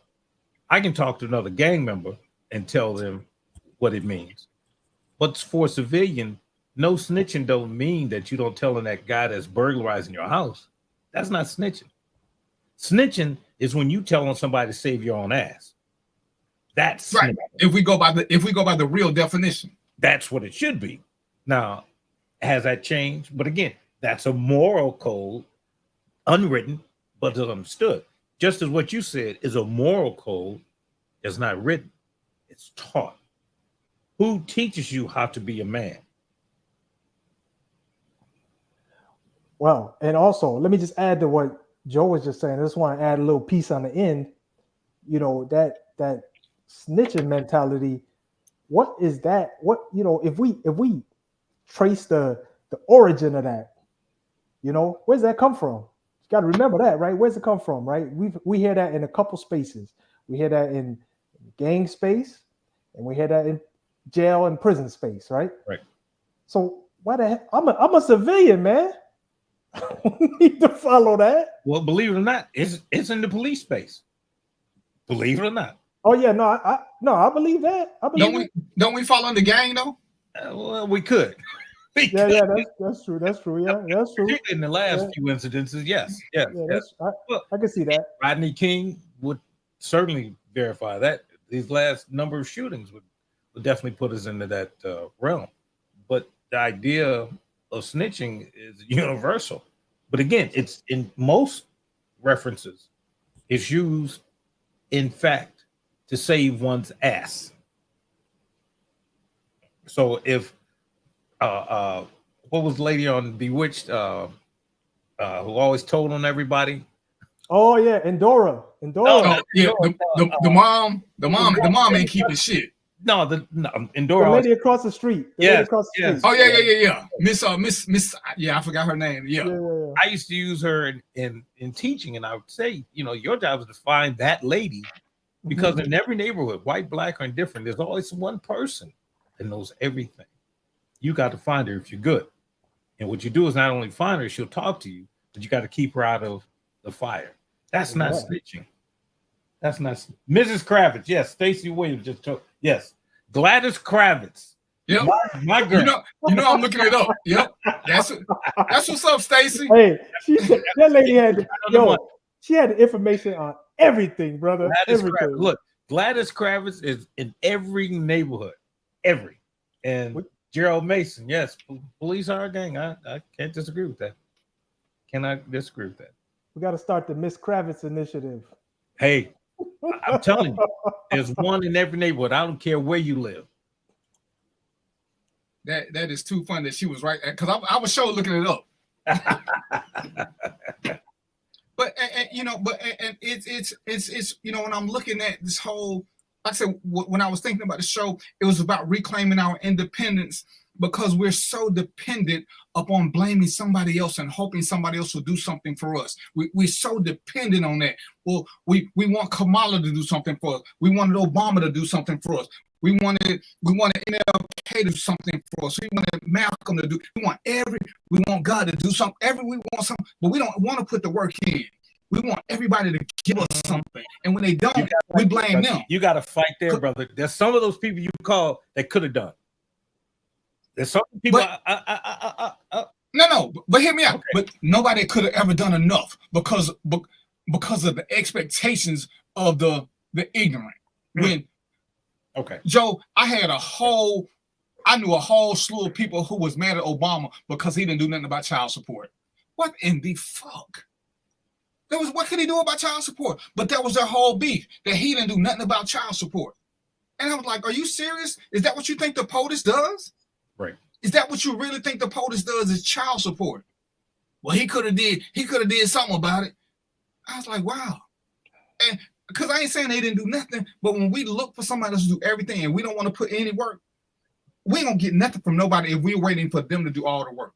If I don't have some substance, you're not going to come in here and talk to me, because you're going to be like, that damn DVP full of shit. I ain't got time to educate him on everything. I got to have some kind of basis where I'm here. And you can say, no, DVP, you leaning too far left. You leaning too far right. if I ain't on the same page and I'm trying to talk about shit, you're just gonna look at me. You be like, oh no, we got to go grocery shopping. I can't come on the show. At some point, we got to have a basis, and we got to be willing to put in some work. For you to get where you got, you had to put in some work. You didn't just get your shit because you were light skinned and what else you say the guy said about you? You weren't dark enough, whatever. You didn't just get your shit. Yeah. You had to put in some work. I had to put in some work to be hated like we are. You have to put in some work. Oh yeah. Oh yeah. Other than that, what's the whole point? But we don't want to put in the work. When I say something to the ladies, you get red flags, you get full-fledged stop signs for some of these men, but you're so eager to try to make him into a good man, you can't make us into a good man. Either we have it in us or we don't. We show you that early. We may not be great. I will say that some women can make us greater, but they can't make us great. It's got to be within us. And you see this shit, you see this, and you think, oh no, if a man is showing you that he can't proudly support you, if a man can't put you first sometimes and promote you, Russell Wilson is a simp because he promotes his wife. How fucking stupid is that? When you hear men saying that kind of shit, run. When you hear men saying that R. Kelly should be free because he still make good music, and the reason that our race is going down is because he's not making good music no more, run. What is there to talk about? His pedophilia should be forgiven because a white man did it. But his music is the reason why we ain't going nowhere. And I actually heard that out of black man's mouth, Joe Mo, that R. Kelly should be free. Well, I'm glad you heard it, not me, because then there'll be a humbug.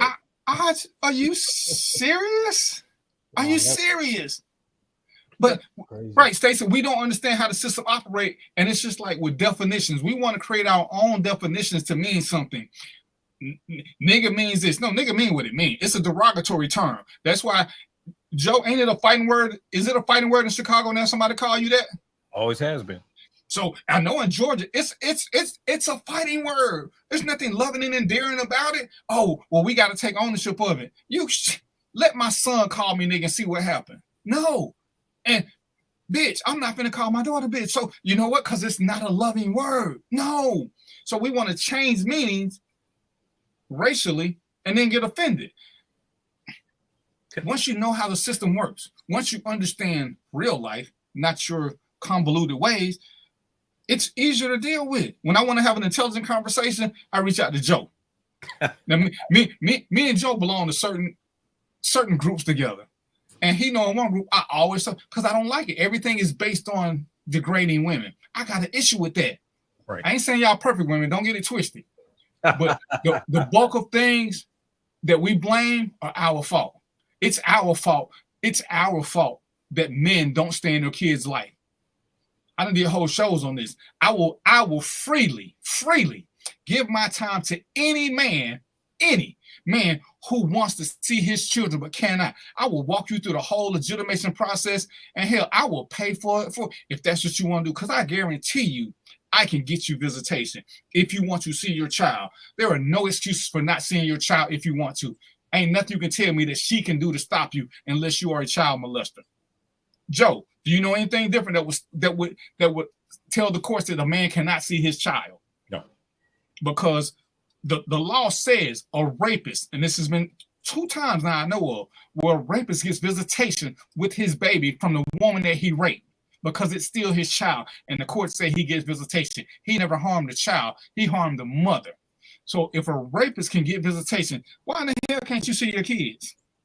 Why? So don't blame a woman because you can't see your kids. I don't care how evil or spiteful she been. I guarantee you. And if she still won't let you see them, I can get you custody. Life is just that simple. But you can't tell me that and then you don't want to do nothing to see them. Because, you don't want to see them on the weekend because that's you popping bottles and living your best life. Oh, you don't want to see them because whatever crazy excuse you got, this part I can fix easily and will put my own money up.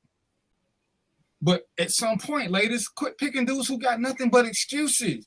You think that shit gonna stop when these are professional excuse makers?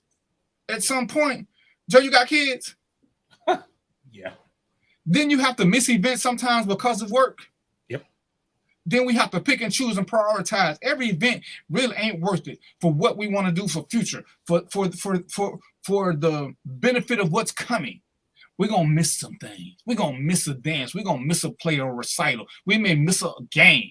We try to make the championships, but all the games in between, we may not make them because we want to go on that 4 or 5 day trip with you when you got to go somewhere else to play. This is what we do. Ladies, if he ain't putting forth that effort before the child, don't think he's going to get better after the child.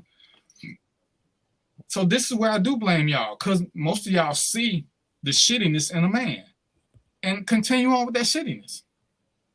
Fellas, same thing. When you see the shittiness of a woman, I'm going to stick to what I said. I'm going to let Joe and Mo talk. But sometimes you just got to let them be for your sexual pleasure and let them go in 90 days. Don't try to full-fledged relationships if all you want is sex. If all she wants is sex, have sex and be gone. Poof. Poof. Go ahead, Joe and Mo. I don't know if I can top that poof comment. I'm really starting to hate you, Joe. I'm gonna have to renew it. I'm gonna have to look at our friendship contract to see if it's renewable. Listen, all I'm saying is this. This is my comment on this whole relationship spectrum. Both men and women, they see the signs and either ignore them or say, there's more benefit in me staying than leaving. And that's a personal choice. I know people personally that I've told them, I said, listen, there's an underlying motive. This is not right for you. From what I'm seeing, there's this and that. Well, I want to wait and try and figure it out and see if it's going to work. Okay.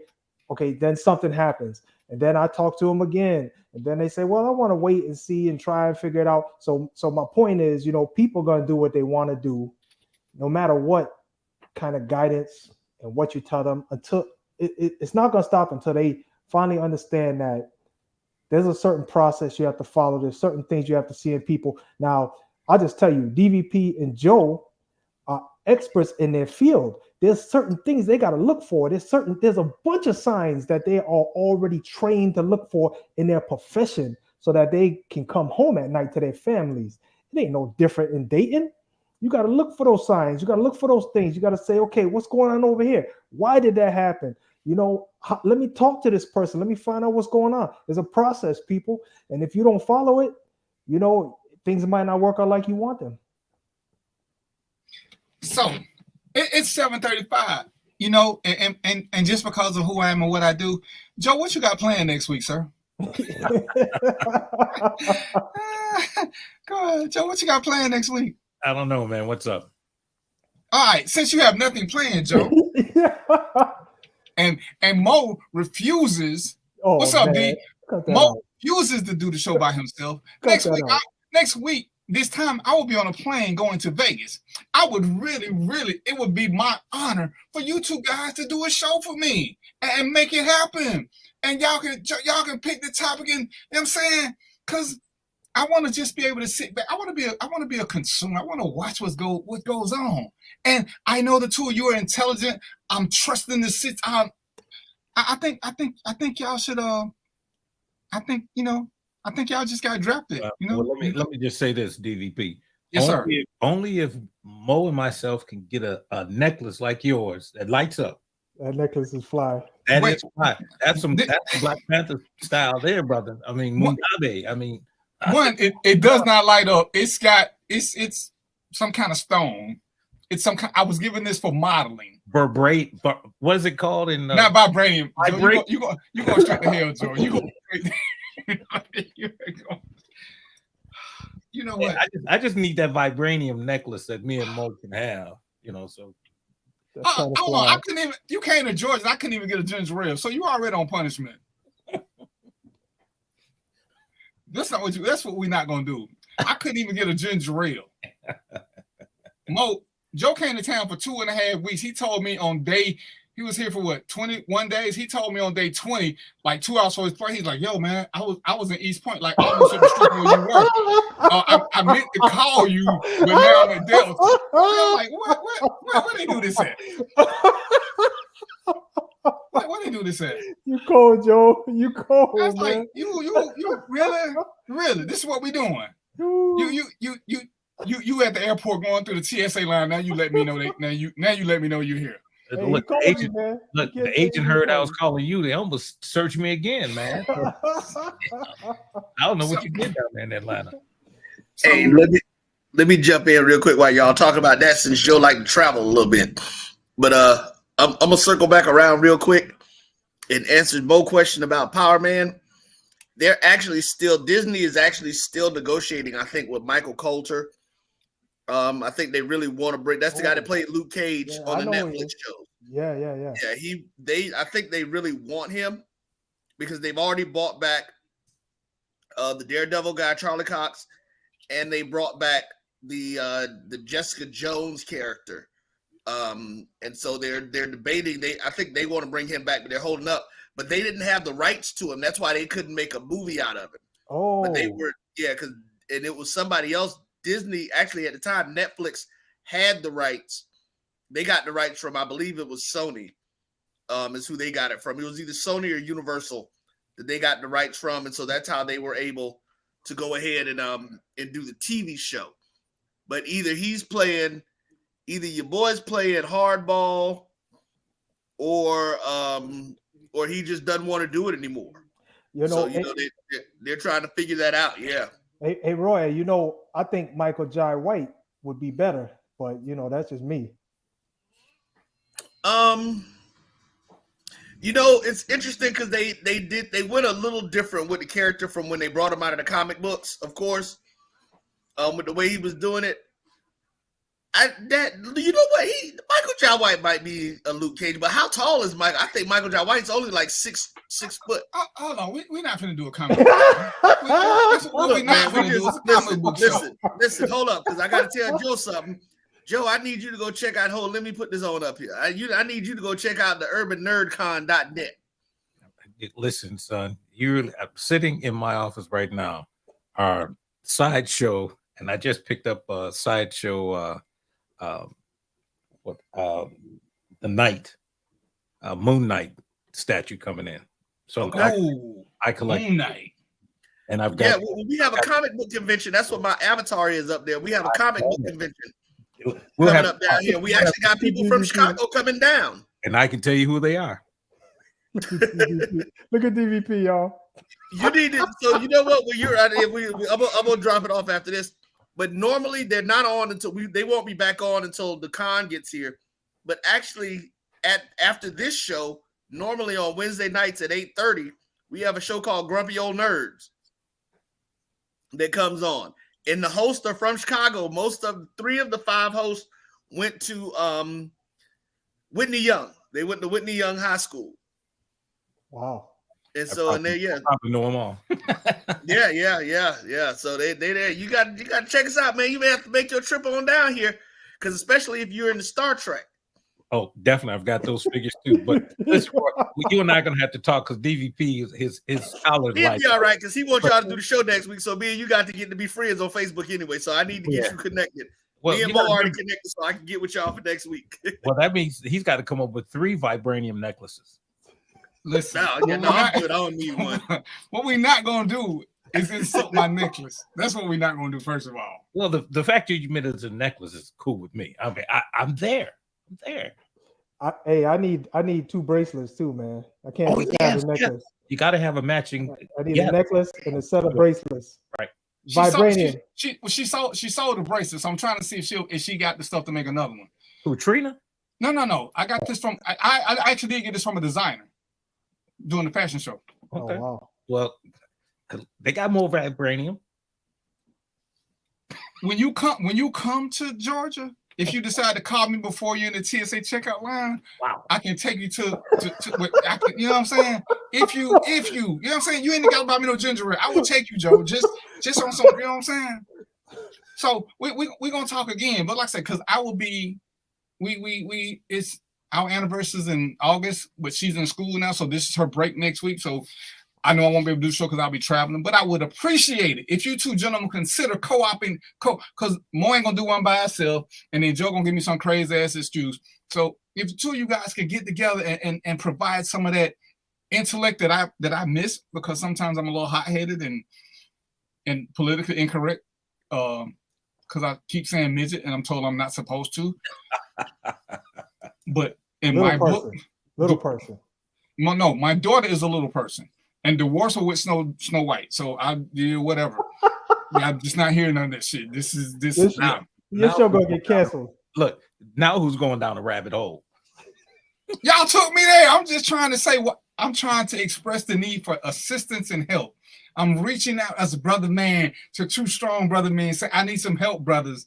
Something that we don't do. See, I ain't got no shame. I don't mind reaching out, even when I'm being abused. I think I got a form of Stockholm with you, Joe. I think that's what this is. You know what I'm saying?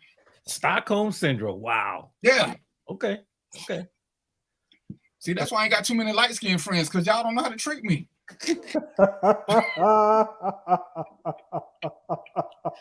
Okay. So, you know, I'm Roy, taking notes, so just so you know, I'm writing all this down. Oh, Roy, damn. We got a record, man. It's over.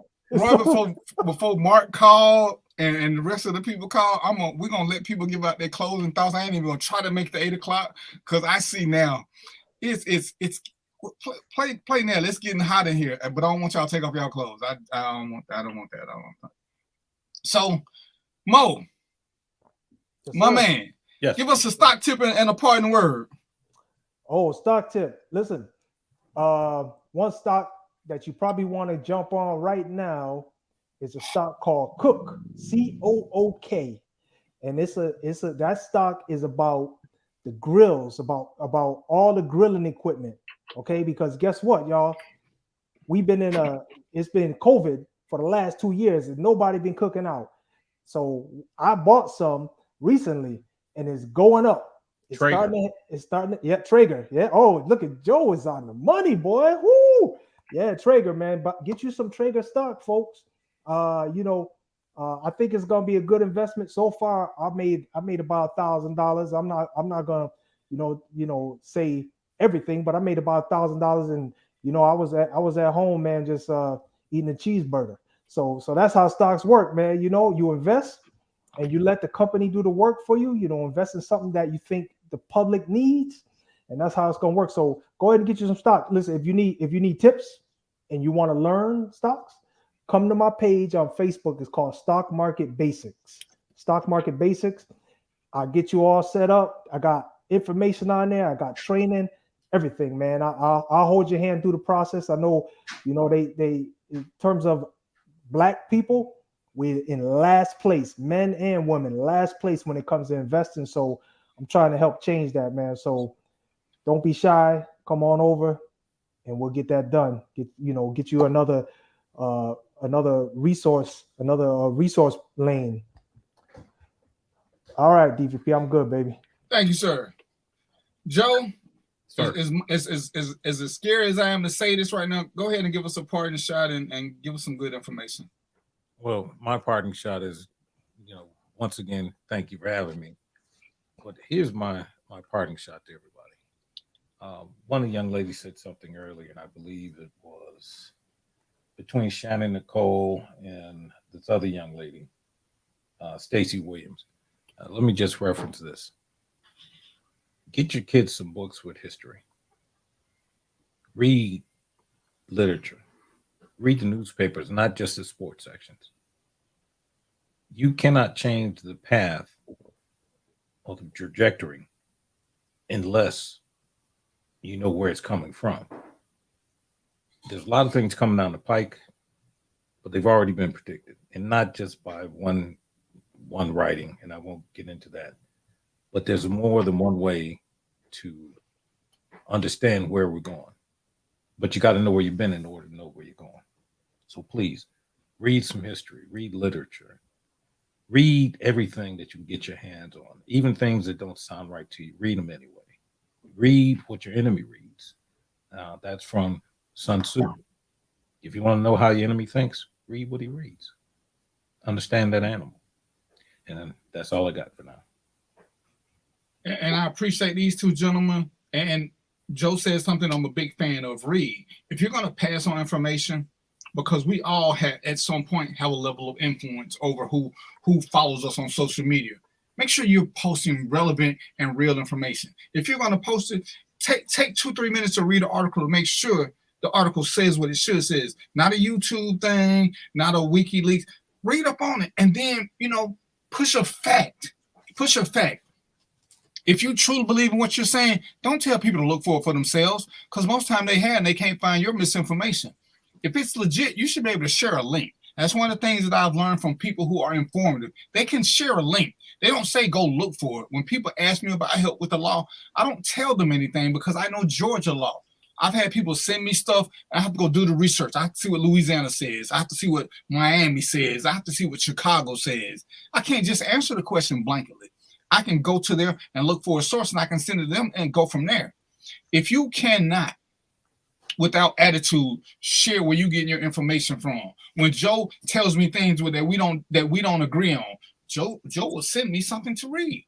I will send Joe something to read. We can go like that. But Joe ain't telling me to find it. Joe ain't saying, well, find a lie of support. I'm not telling Joe, find a lie of support. We are clear on what we believe. But there are some things that we believe that actually may not be factual. That's just human nature. When somebody hits you with a fact, your belief becomes inconsequential. But some of us are so tied into we're going to stick with our belief no matter how bad it is. You can't. I don't care. Yeah, I know they say Biden won, but in my world, Trump is still the president. Well, that means you're stuck on stupid. But you can believe what you want to believe. That doesn't change any fact. And that's what we got to stop. And we got to stop being niggerish. We got to stop being niggerish and hoping that somebody's going to do something for us. Understand this about the Chinese, the Asians, the Indians, everybody else. You know why they don't have as many problems? Because they truly do stick together. I bet Joe can tell you as many stories as I can tell you about problems we encountered in Asian neighborhoods. We don't. They take care of their own shit. So we can't come in there and be abusive. We can't come in there with reckless abandon because they're watching us, because they do take care of themselves. There was a time when we were younger where the police weren't as abusive in our own neighborhoods because we took care of our own neighborhoods. The OGs didn't let certain shit happen in our neighborhoods. It's there. Violence ain't just started, but this level of violence had because we're so separate and we're so divisive and dismissive of each other. I'd rather tell Joe to kiss my ass than listen to what he got to say. I'd rather call Mo a name than to believe that he may have some information that I don't know. This is what we have got to stop. If we are going to get better, we have to do better, know better, and accept the fact that there is somebody out there who knows more than us, who may be right more than we want to accept. But sometimes, y'all hear all the time, I call Joe my mentor. I call Mo the reasonable half of this show, because sometimes I am in my feelings and I don't care whose feelings I hurt. Mo ain't as bad as me, and Joe will keep me close to the center. But they both know at times I gotta go off because sometimes they want to do it too. I just careless. But this is what you got to do. And ladies and gentlemen, if you don't do nothing else, take this from the show before I leave. Find you some people who have fucking knowledge and embrace them. You don't have to like them, but embrace them. You become smarter when you surround yourself with smarter people. I'm the shit when it comes to being this whole little police thing, but Joe know more than me. I'm the shit when it comes to a lot of things, but Mo know more than me in certain things. Surround yourself with people who know more. It's easier to educate yourself when you have respect for the person who is giving you information as opposed to being inherently disrespectful. So with that being said, young man, because I saw you pop in, if you tell me some other shit about there were no black kings in Africa, see, you get total disrespect, because I think that's not only stupid and asinine, it's ignorant, and I put that on you. You're ignorant. So don't get it twisted. I'm not open-minded to everybody. Once you come at me with two foolish statements, I cut my losses early. But you can watch the show. You just can't say shit. All right. So I got to go plead with these two guys to do my show for me next week, because I think they would do a hell of a job without the distraction of me. So, damn, I'm gonna finish my drink, but y'all know what it is, right? Peace, popcorn, and chicken grease, and we out. Peace.